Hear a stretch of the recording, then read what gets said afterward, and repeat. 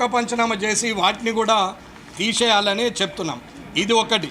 ఇక రెండవది లఘు చర్చ హైదరాబాద్ సిటీ. హైదరాబాదు నవాబు నిజాం నవాబు రజాకర్లను పెట్టి హింసించింది అందరికీ తెలుసు. నిజాం నవాబు హైదరాబాదులో బ్రహ్మాండమైన కన్స్ట్రక్షన్ చేసిండు. నిజాం కాలేజ్ కట్టిండు, ఉస్మానియా కట్టిండు, అండర్ డ్రైనేజ్ కట్టిండు. కామారెడ్డి నిజాం నవాబు హైదరాబాద్లో విపరీతమైన డెవలప్మెంట్ చేసిండు.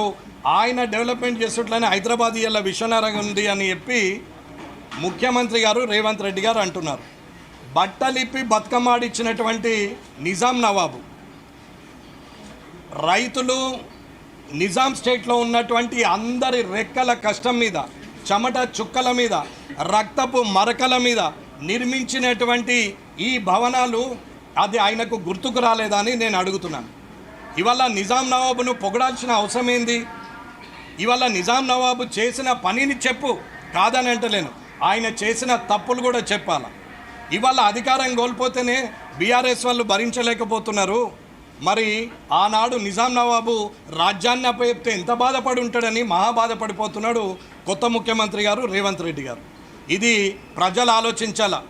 బట్టలిప్పి బతుకమ్మాడిచ్చినటువంటి నిజాం నవాబు గొప్పోడన్నటువంటి ఈ ముఖ్యమంత్రి ఈ తెలంగాణకు అవసరమా లేదనేది ప్రజలు ఆలోచించాల. ఇక పోతే అడ్మినిస్ట్రేషన్లో ఒక చిన్న అంశం చెప్తాం మీకు. ఇప్పటి వరకు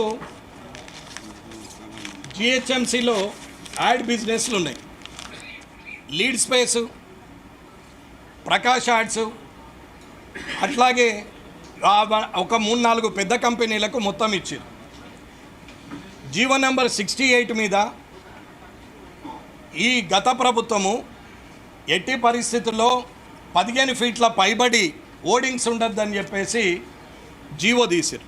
కానీ వాళ్ళ మెట్రో రైల్ ఎంబట చూస్తే కింద స్కైవాక్లో కింద జనం వెళ్తూ ఉంటే మీద మెట్రో